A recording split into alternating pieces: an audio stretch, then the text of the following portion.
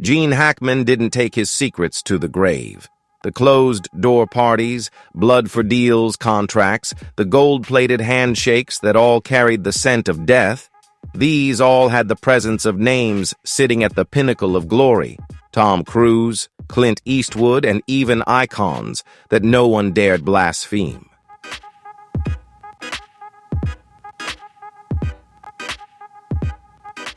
Gene Hackman witnessed the moment he turned a blind eye until the trembling hands of his wrote down those names.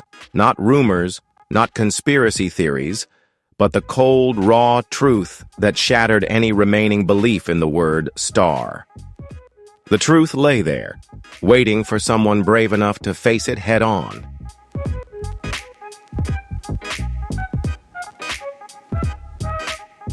If you're curious and love the hidden stories behind Hollywood and want to explore more, don't forget to like, comment, and share this video with your friends. Be sure to subscribe to the channel so you don't miss any shocking stories. Let's dive into these fascinating tales right now.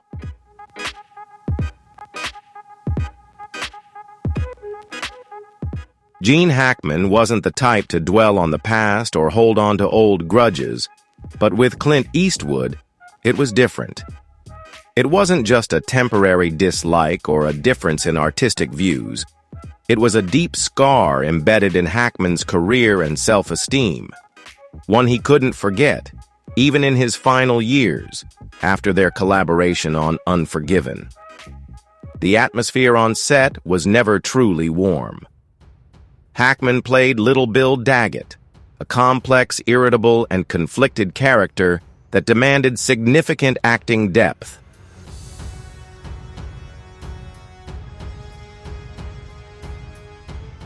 Clint was both the lead actor and director, controlling the entire rhythm of the film, but Hackman quickly realized that there was an unbridgeable gap between him and Clint. Hackman once bluntly told a close colleague that Clint was just a cowboy who knew how to press buttons, not a true director. That statement later became a crucial piece in explaining the icy relationship between the two icons. Hackman couldn't accept Clint's rigid, cold filmmaking style, lacking empathy and artistic sensitivity. He despised it.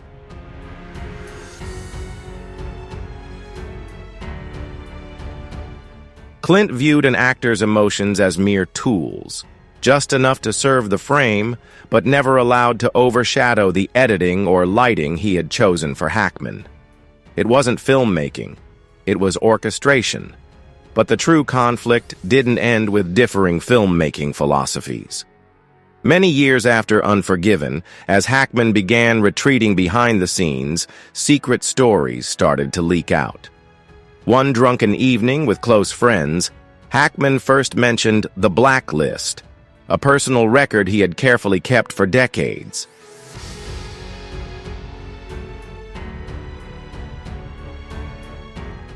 Hackman kept a detailed list of young directors with immense potential in Hollywood who suddenly vanished. Without a trace, they didn't retreat due to failure or scandal, but because an unseen hand had silently shut every door to their careers. And at the center of this mysterious curtain, according to Hackman, was Clint Eastwood.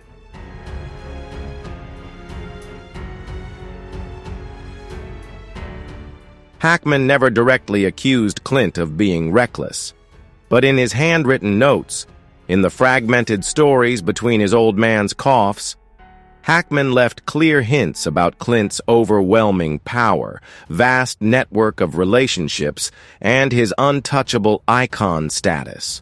Not just a director, Clint was also a gatekeeper, and for those who dared to question, challenge, or simply refuse to bow down, Clint had no hesitation in erasing them from Hollywood's history.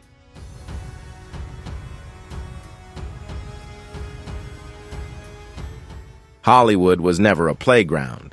It was a chessboard, and Clint always knew how to play the long game.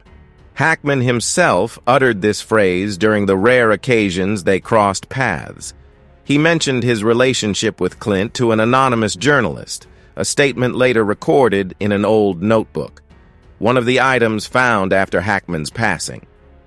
The blacklist was never made public, but those who heard Hackman speak of it knew it existed. A worn sheet of paper, filled with names that had once flickered and then faded forever in Hackman's final days. Often, he would quietly hold it in his hands, staring at each name, muttering a single line. They never had a chance.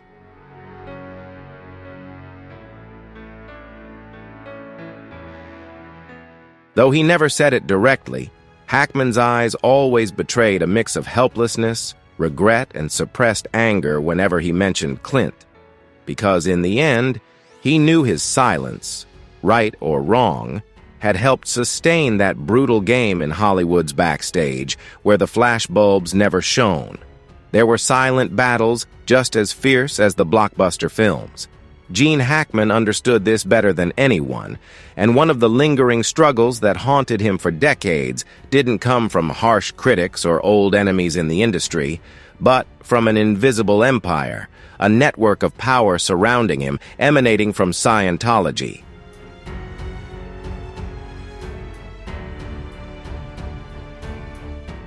Ironically, Hackman and Tom Cruise never shared a frame together, never had a public confrontation or conflict in the press, but there was always an unbridgeable gap between them, a wall built on suspicion, fear, and disgust.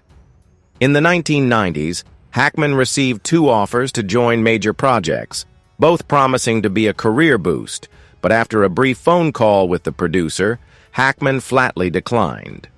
The reason wasn't the script or the pay. The only reason was that Tom Cruise's name appeared at the top of the cast list. Hackman couldn't hide his disdain when he told a colleague, "The most dangerous missionary in Hollywood was Cruise." Cruise wasn't just a box office star. He was an extension of Scientology, a covert religion Hackman always believed was designed to control minds and power within Hollywood.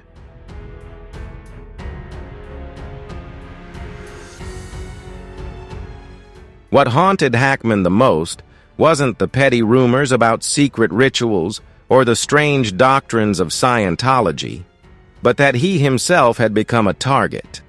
At a private party in Malibu, surrounded by Hollywood's biggest names, Hackman, whiskey in hand and unmistakable discomfort on his face, blurted out into the crowd, "Hollywood is being controlled, and we're letting a cult control everything, from who gets the roles to who disappears."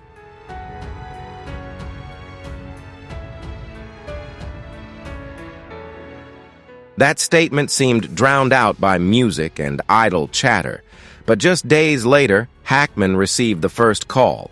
The voice on the other end was deep, slow, not loud, but every word felt like a jab in his ear. "Be careful what you say. Hollywood has ears everywhere." Subsequent calls came sporadically at midnight in the early hours. No one identified themselves, no direct threats, but the coldness in that voice made Hackman think of one name: Scientology.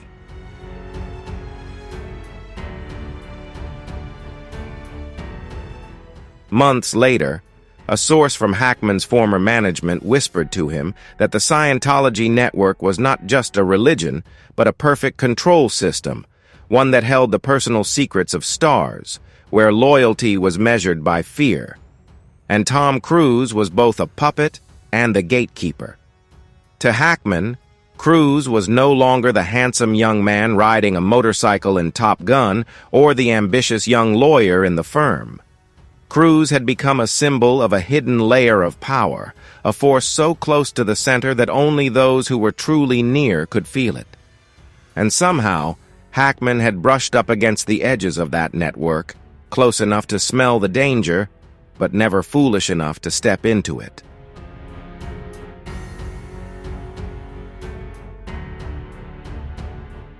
In his final years, Hackman rarely mentioned Tom Cruise, but among the notes found after his passing, there was a crumpled piece of paper with one line: "He's not the king, he's the gatekeeper."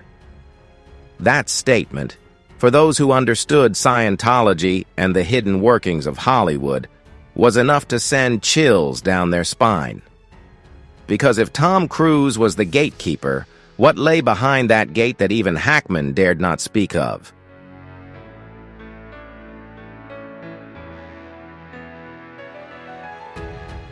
In Hollywood's golden years, amidst its lavish allure and endless parties, Gene Hackman and Warren Beatty were an unmatched pair, two names representing opposite extremes. Hackman, an exceptionally talented actor with a sharp gaze, steadily rising to the top through sheer brilliance. And Beatty, a charming playboy with a winning smile, an actor, director, producer, and a shadowy power broker who exploited every connection.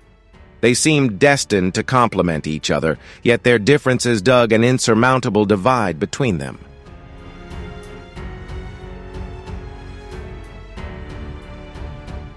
Gene Hackman had once considered Warren Beatty one of the few true friends in a glamorous world where trust was cheaper than leftover champagne.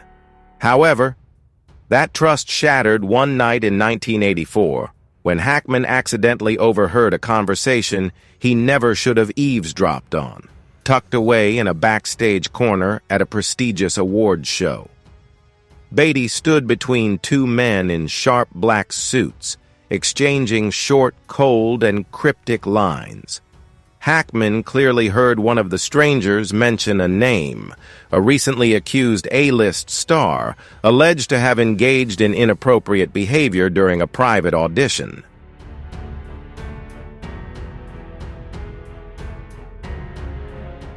Hackman never spoke that name again, not even to his closest friends. But what chilled him was Beatty's indifference. No shock, no reaction, no hesitation. Instead, Beatty calmly suggested handling it quietly.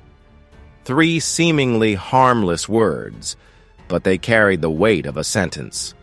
Hackman left that dinner with cold hands and an inexplicable sense of nausea. In that moment, he realized his old friend wasn't just the star of Bonnie and Clyde. He was a go-between, a master power broker, standing at the center of secret deals to protect the reputations of men willing to pay any price for silence.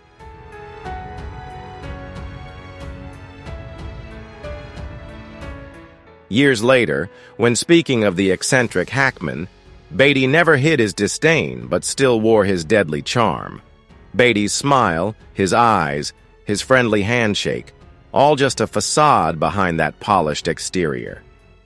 Hackman knew there was a web of secret deals, where honor and bodies were traded for money and power. Hackman never forgave Beatty after that night. He understood that Beatty wasn't just hiding or complicit. He was the one orchestrating it, acting as the middleman, arranging the secret deals between victims and powerful men, and Beatty himself profited from these agreements.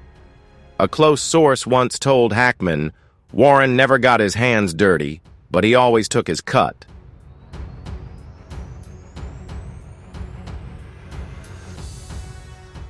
In the years that followed, while avoiding any mention of Beatty in public, Hackman kept his secret, listing the names of those Beatty had taken care of.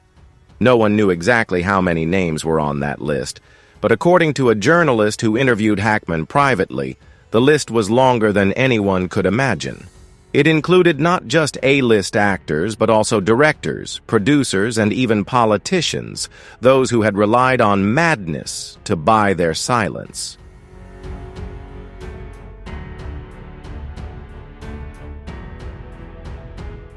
The story seemed destined to be buried with Hackman, but before his death, he left behind a few handwritten notes, tucked among old scripts on a yellowed piece of paper. One haunting line, curled but unforgettable. "WB knows it all," and he cashed in with just one sentence. For those who understood the history of Hollywood's back room, it was an unspoken indictment, a confirmation that Warren Beatty, the man who always smiled under the spotlight, had built a second career trading the darkest secrets of the film capital. If you're shocked by the truths behind the Hollywood star's glamour, leave a comment with the number 1. If not, leave a comment with the number 0. Let's dive into more shocking stories next.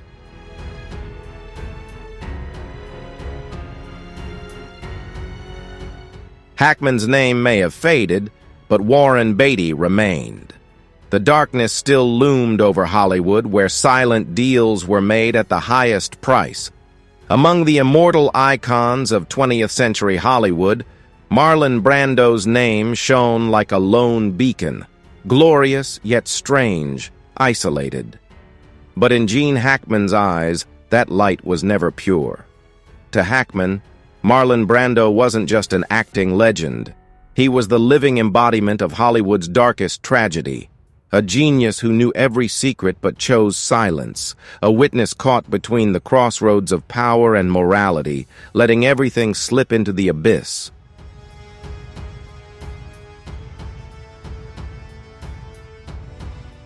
Years later, in rare private conversations, Hackman recalled the look in Brando's eyes on a summer evening in 1973. It was an exclusive party held on the rooftop of an old hotel where only the most elite were invited. Hackman had followed a familiar producer, hoping for an opportunity for a new project. What he witnessed wasn't the usual script reading or contract negotiations, but an underground stage where young actors, new to Hollywood, were coerced into compromising situations before being given any opportunity. Marlon Brando stood silently in the corner of the room, a whiskey glass gently swirling in his hand, his tired eyes not surprised. Brando didn't smile, didn't speak, didn't intervene. He just stood there, a familiar witness, a man who had seen so much he could no longer turn away.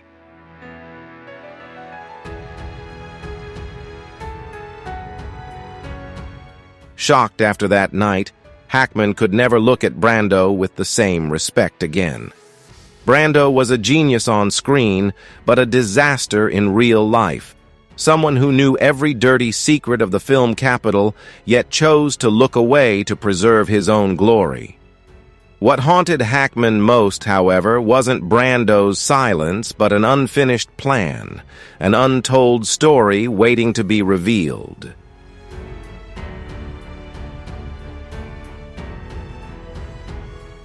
According to fragmented accounts Hackman gathered from mutual friends in the early 80s, Marlon Brando planned to write his final memoir, a book not just chronicling his illustrious career, but exposing the dark side of Hollywood. From personal favor deals to the full list of those behind the silent settlements that destroyed countless careers in the shadows, Brando began collecting evidence. He recorded dozens of conversations with witnesses, stored photos, and kept handwritten notes about names and events. He called it Brando's unwritten obituary, a legacy he intended to leave for those who once saw him as a legend.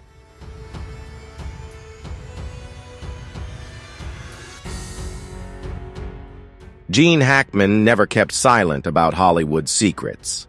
In the morning of 1982, Marlon Brando's office was broken into. All documents, recordings, and manuscripts vanished without a trace. From then on, Brando lived in total silence, severing ties with those who had helped him gather the material. Despite requests from close associates, Brando only offered a weak smile and said, "It's not worth dying over." Hackman understood that Brando had been threatened in a way only the dark forces of Hollywood could execute. It was likely a warning from those pulling the strings behind the scenes.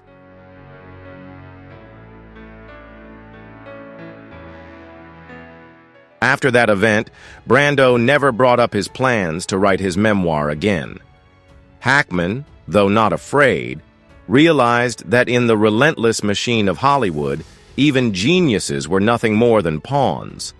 Brando, despite being the brightest star, was no exception.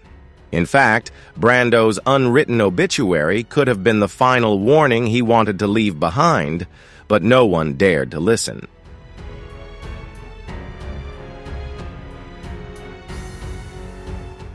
Hackman's illustrious career wasn't just defined by legendary roles or Oscars lining his shelf.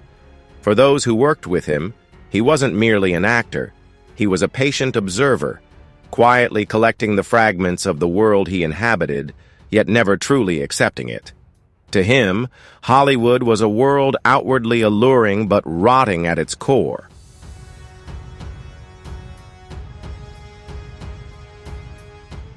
Hackman always paid close attention to the figures behind the scenes, the powerful directors whose names were spoken with awe. But that awe didn't come from their talent or artistic status alone. Hackman once said, "Hollywood's power isn't in the stars, it's in the shadows." Those shadows often wore the cloaks of directors, from William Friedkin, the mastermind behind The French Connection, to Francis Ford Coppola, the genius of The Godfather. Hackman found himself in backstage conflicts not due to creative differences or professional disputes, but because he had accidentally witnessed things he was never meant to see.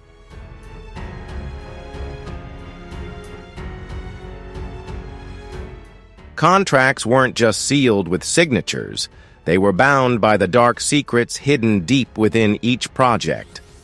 Hackman overheard covert conversations in casting rooms, where young actresses, even before landing their first roles, were coerced into exchanging their bodies. But even more chilling were the directors, revered as true artists, who silently endorsed these shady deals in exchange for the silence they received. These directors were given financial backing for million-dollar projects and, most crucially, permission to survive within the industry.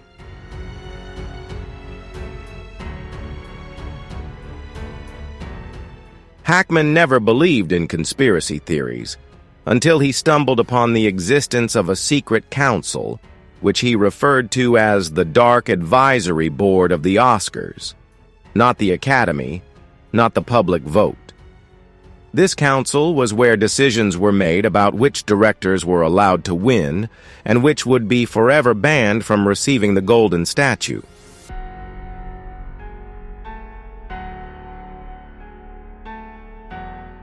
Before his death, in his final personal notes, Hackman confessed to secretly recording a conversation with a high-ranking member of the council.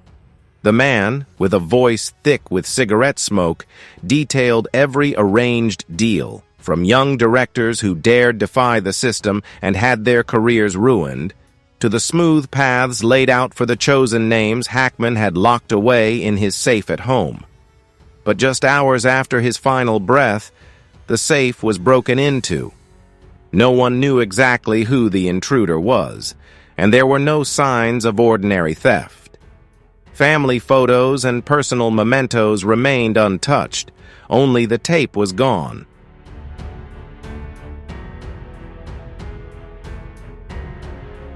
Those closest to Hackman later shared that he had a recurring, haunting dream in his final years.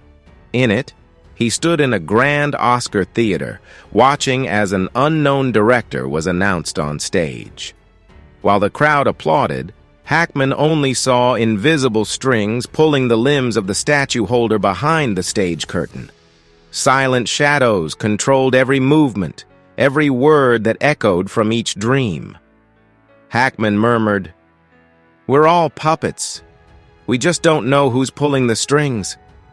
What he knew, he took with him to the grave, along with the unheard tape and the tale of a curse hanging over all of Hollywood.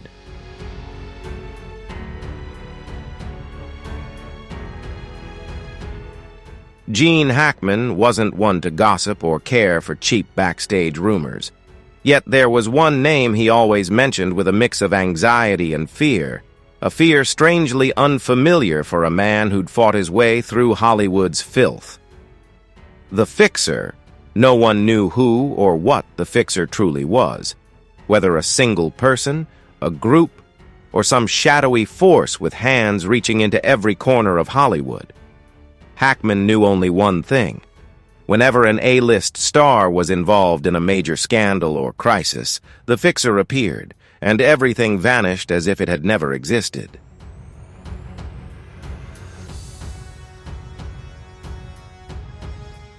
Among Hackman's personal documents was a handwritten list, faintly smudged with blue ink, as if written in haste by a trembling hand. Tom Cruise was protected after his 2001 affair scandal. A tabloid almost published photos of a police officer outside a luxury hotel with an unknown actress. The documents disappeared overnight, and the lead investigative reporter was fired the next morning. Rumors about Clint Eastwood circulated, alleging an affair with a young star at a private party in Malibu. But before the story could break, the key witness suddenly moved abroad and severed all ties with the press.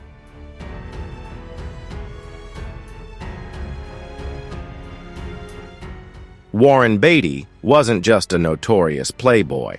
Hackman also noted him as the mediator in at least 3 witness bribery cases, protecting powerful friends, including an A-list director and an Oscar-winning actor. The name The Fixer appeared in every case, a faint fingerprint on each dirty file. No one knew the Fixer's true identity, but Hackman knew someone who had met him. That person was a former investigative journalist, deeply rooted in Hollywood throughout the 90s. This journalist didn't expose the secrets. He worked directly for the Fixer, helping bury the truths that needed to stay hidden.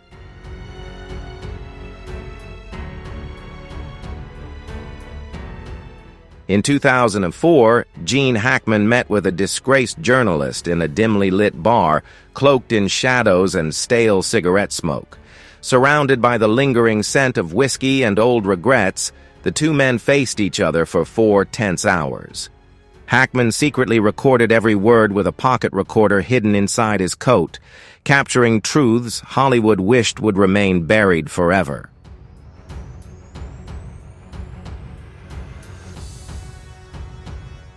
The recording was chilling. Hackman's voice detailed secret auditions turned nightmares, midnight calls from the Fixer, cash-filled envelopes buying silence, and whispered of young actors sobbing alone in hotel rooms, abandoned once their usefulness expired. He revealed the painful truth behind Hollywood's glittering mask. Envelopes of cash, shattered dreams, dark deals brokered in silence, missing witnesses, broken promises, and young talents discarded without mercy. But that tape, filled with every dark revelation, vanished into thin air, erased by invisible hands determined to bury Hackman's truth forever.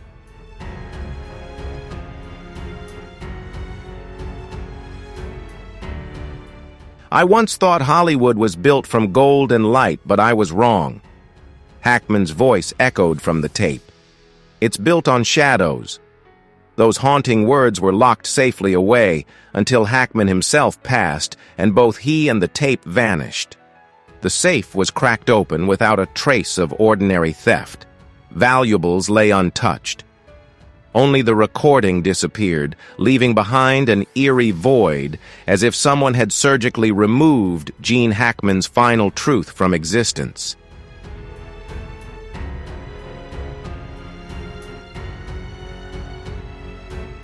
Who took them? Was the Fixer real, or just a shadow summoned by Hackman's fading mind? No one knew. All that remained was Hackman's haunting final words whispered to a friend. If you know the Fixer, you're already too late. The tape was never released. The Fixer never appeared.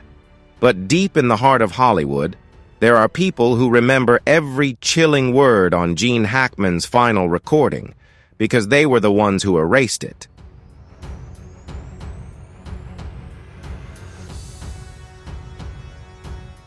Gene Hackman didn't seek applause or recognition, only the truth, no matter the cost. He was ready to tear down illusions, even if it meant betraying the stars he once stood beside on Hollywood's red carpets, where fake smiles and hidden lies thrived under dazzling lights.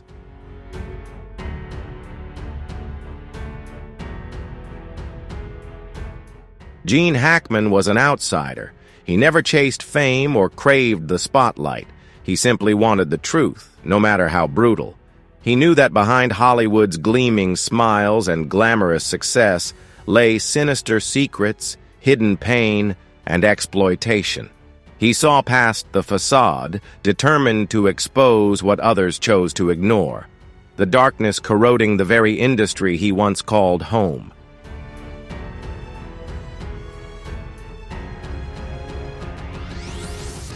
He had seen the powerful exploit the weak, the rich prey on the vulnerable, lies glamorized, and truth silenced. He couldn't stay quiet any longer, even if exposing the truth meant shattering illusions people held dear. He had to reveal the secrets, even if it toppled the icons he'd once stood beside.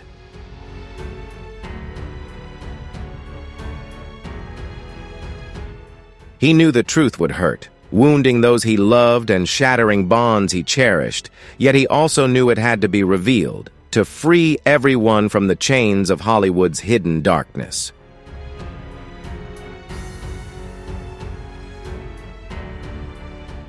And that's why, in his final moments, he chose to speak the truth, to rip away the velvet curtain, hiding Hollywood's darkest secrets. He bravely exposed what others feared to say, confronting the industry's hidden truths head-on.